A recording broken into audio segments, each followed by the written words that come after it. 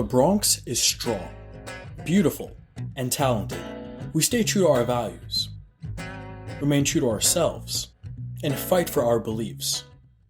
The Bronx-based soulful musician Durieux exemplifies these characteristics and more.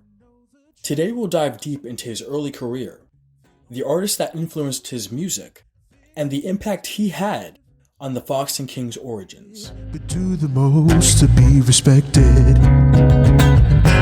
Damn, you sell a story so well. Damn, you got everybody under your spell.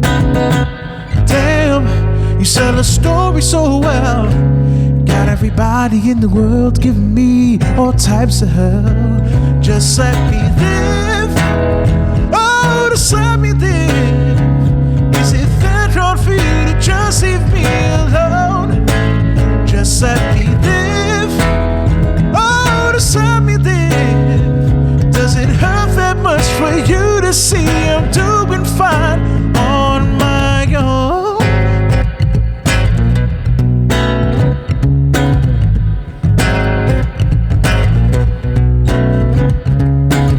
Haters wanna bring out the worst in me.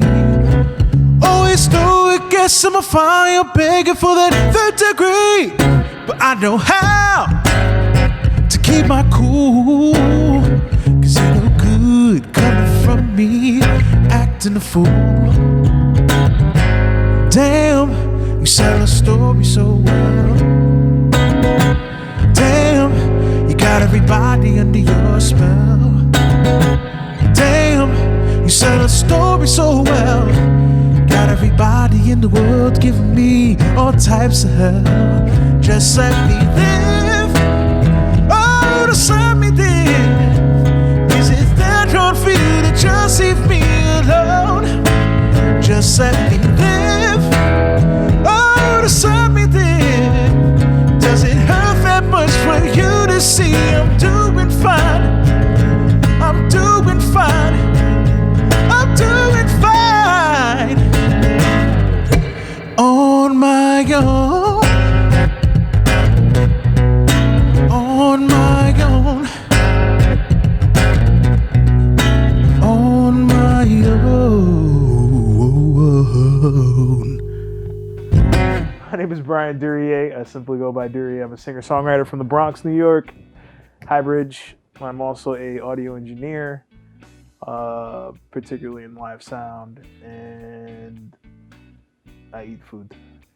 There we go.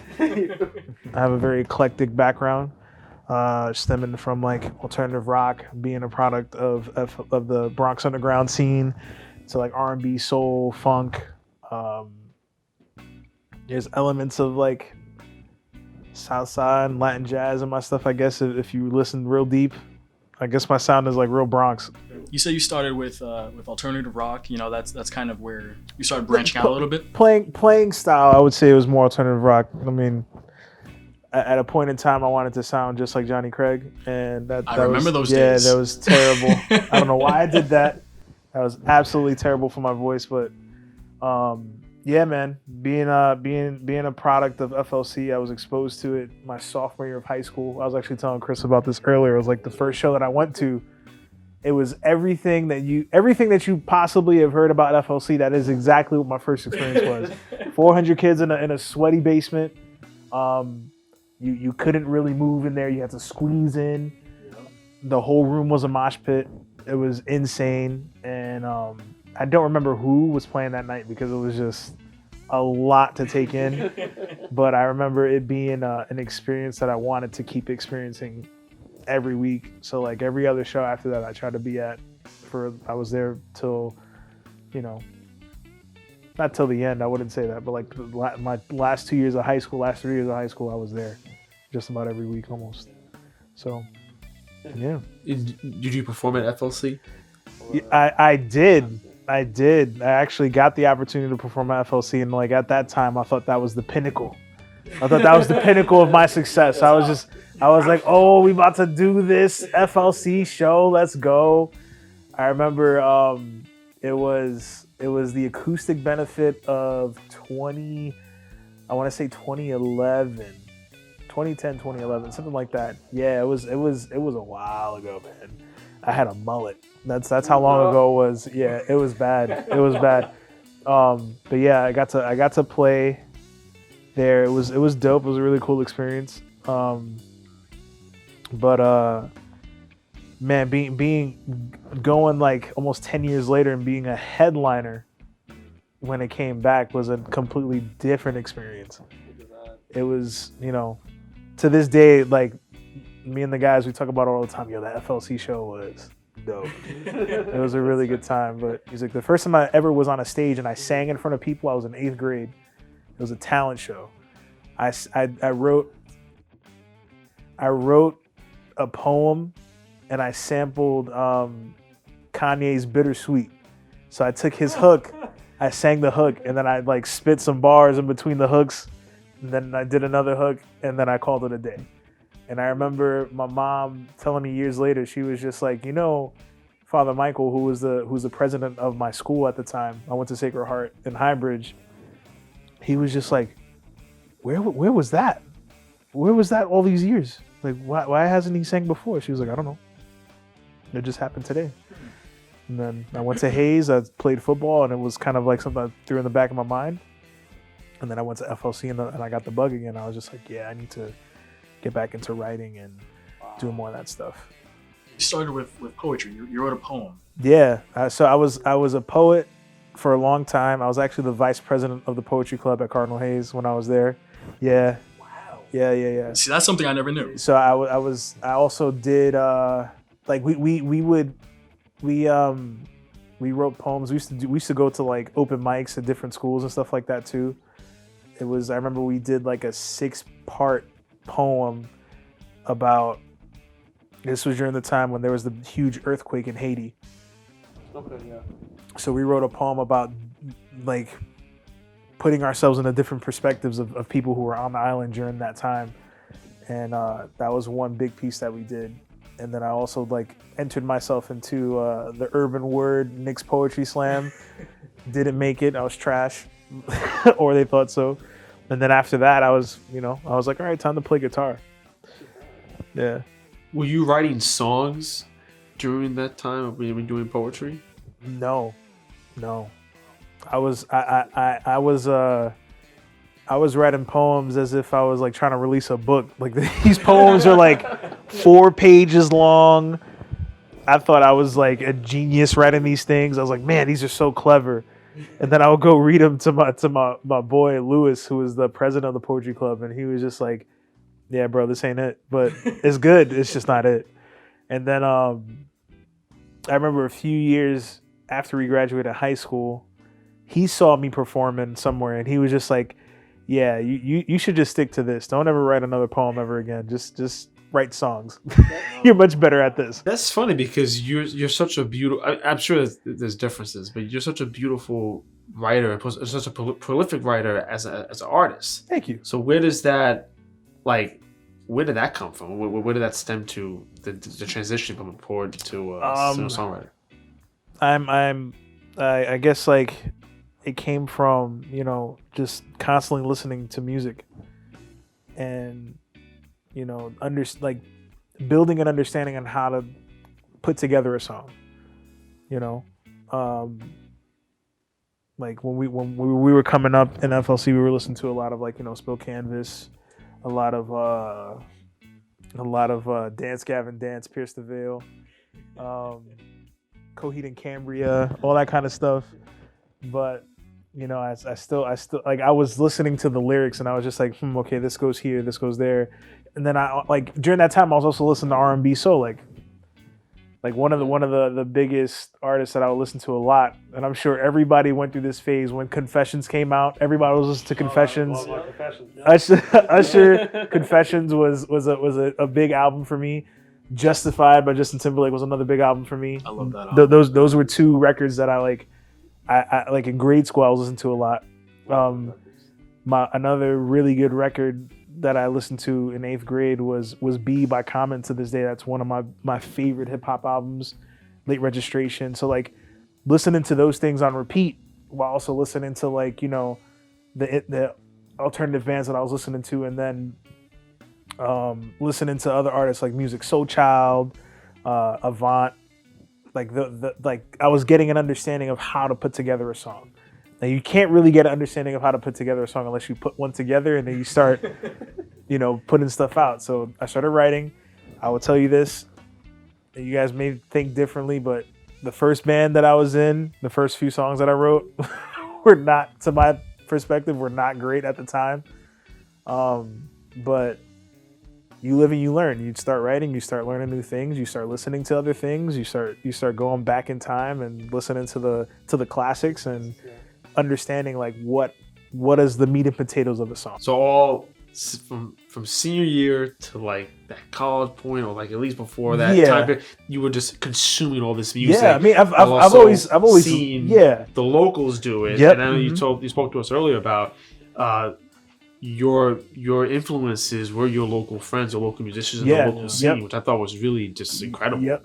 I think that's something really special, especially within the Bronx local music community. We're all each other's heroes. Yeah. And I feel like you can't find that. It is. It's weird. It's weird to like see the people that inspired me to be on a stage as peers. Yeah. It's so weird. It's so weird.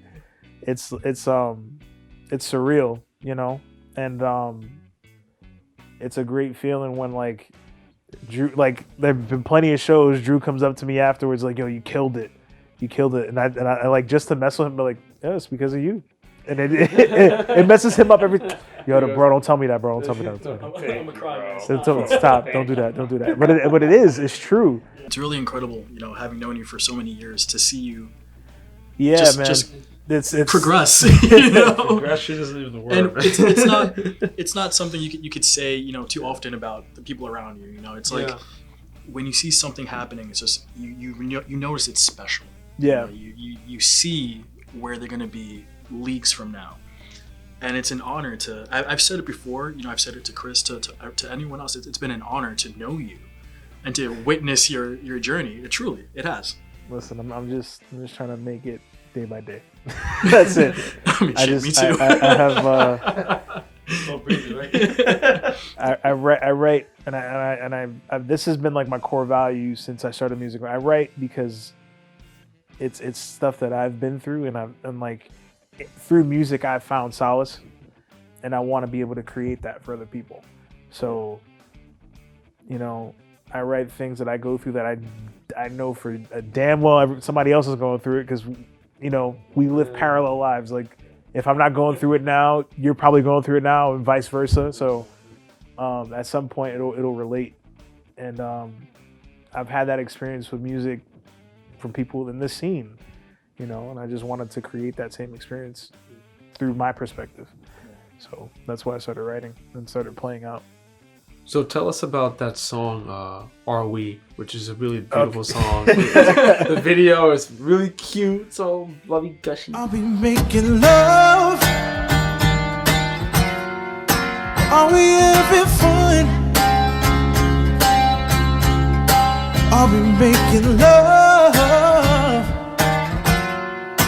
Are we having fun? There should be no confusion. It's been 3 days since you rocked my world, and I'm burning for some more. We've been just tell us what was your thought process on writing that song? I mean, my initial thought process when I was writing the song was just like, man, I want to write a bop. That was like the initial thought, and I was just like, I want to write something that like will get people moving. That's still relatable, During that time, I was going through a breakup at that point, and I was just I was working, writing music, and just trying to put stuff out, and that came out of it. That was basically my song reflecting the dating scene. There should be no confusion. Are we making love? Or are we having fun?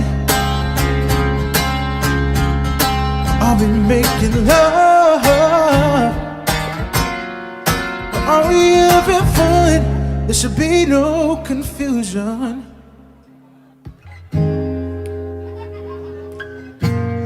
Keep that snap going. Yeah. All right, remember that part I said we had to sing? It's right here. So easy. Ready? Here we go. I wanna be making love. I wanna be making love. I wanna be making love. I wanna be making love. I wanna be making love. I wanna be making love. It's just like, you know, okay. I see. You know, like you meet people. What are we doing? I mean, Yeah, like, come on. Yeah, exactly. Exactly. You meet somebody. You think you're vibing, and then you're not from their perspective. So I wrote that during that time because I was dating, and sometimes stuff like that happens. I mean, I didn't feel that way about somebody at that point, but it's a perspective that I knew that was there, that's relatable. So I love when I think I first heard the song when we were at Jimmy Ryan's performing, and everyone just saying, "I want to be making love." Yeah. And I having the whole bar just singing all together. I was like, hot and heavy in there. Ooh, I'm feeling good right now. Like, and then I saw that also in other videos, like how the stage presence that you have is so commanding. I feel, and people gravitate to your voice. They gravitate to who you are as an artist. Like how do you feel about experiencing it's weird. that together? It's weird. It's very weird. You know, it's those moments that make playing worth it. Sometimes, you know, a lot of the time when I play, it's very selfish because I just, you know, I want to be on stage, and I selfishly want to put myself out there, get it all out. You know, I mean, I know there's certain things that people do, like to get frustrations out, to get emotions out. Some people work out, some people cook, some people eat. I do eat out of frustration.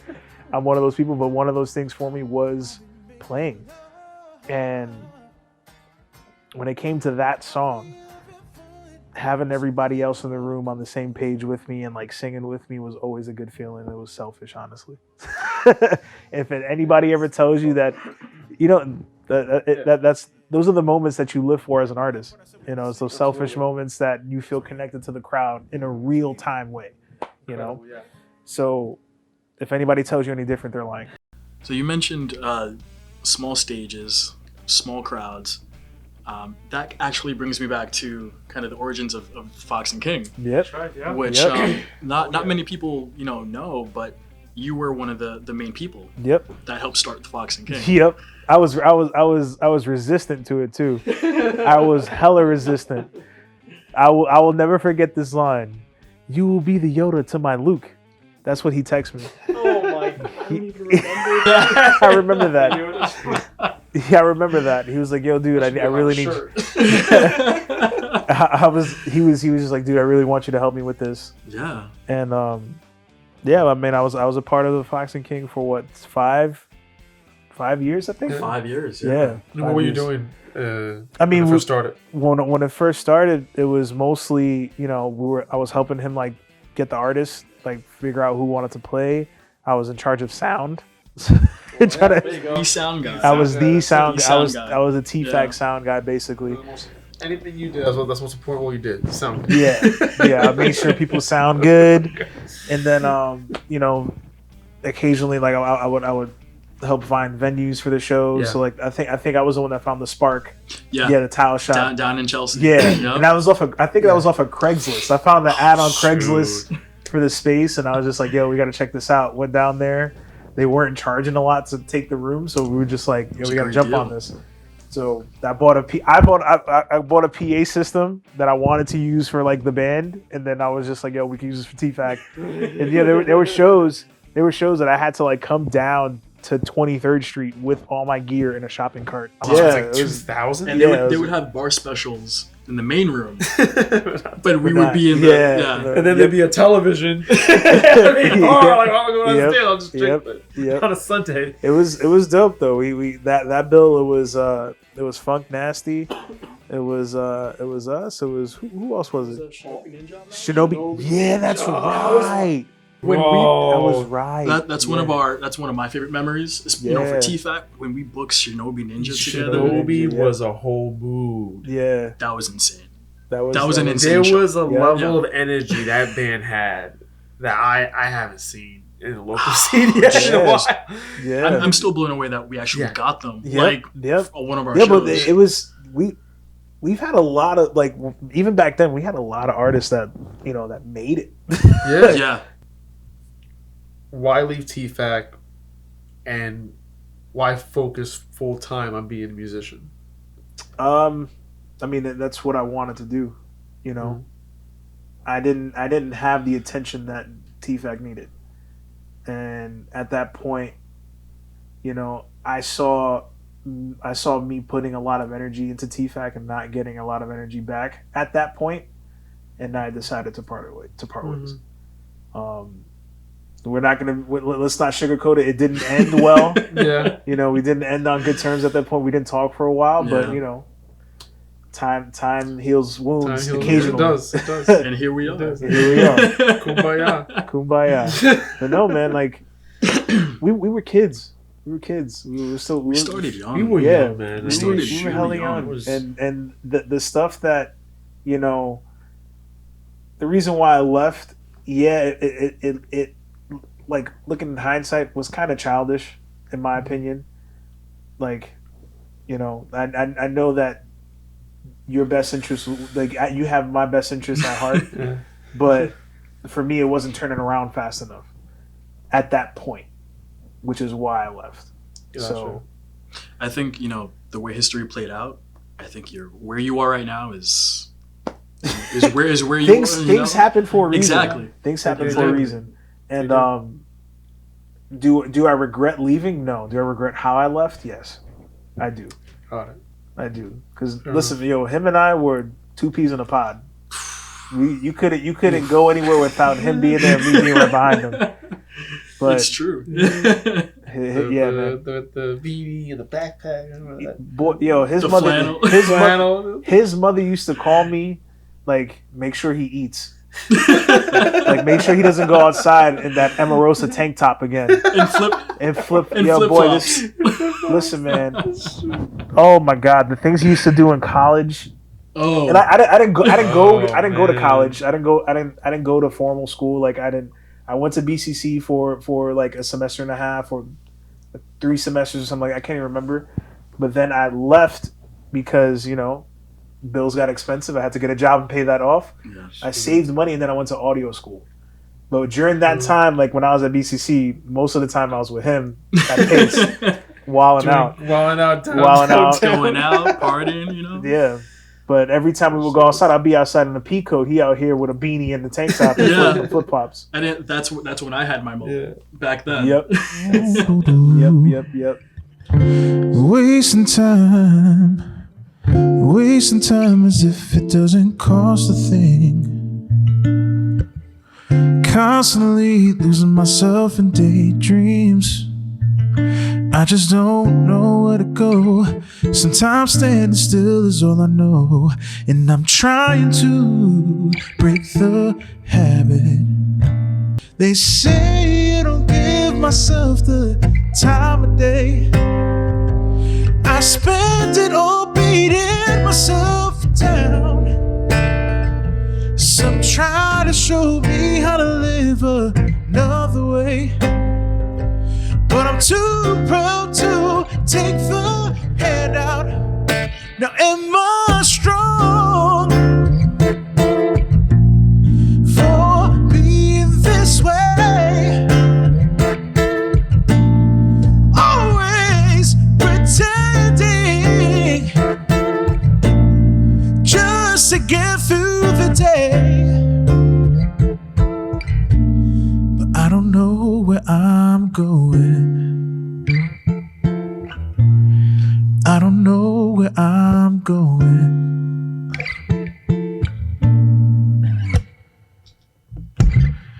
Wasting time thinking of the mess I made, instead of thinking of ways to change. I just don't know how to be with conflict right in front of me. This anxiety drives me into madness. They say I don't give myself the time of day. I spent it all beating myself down. Some try to show me how to live another way, but I'm too proud to take the handout. Now am I strong for being this way? Always pretending just to get through the day. Now am I strong for being this way? Always pretending just to get through the day. But I don't know where I'm going. I don't know where I'm going.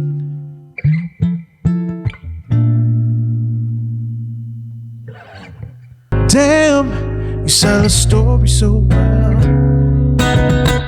Damn, you got everybody under your spell. Damn, you sell a story so well. Got everybody in the world giving me all types of hell. Just let me live. Oh, just let me live. Is it that hard for you to just leave me alone? Just let me live. Oh, just let me live. Does it hurt that much for you to see I'm doing fine on my own?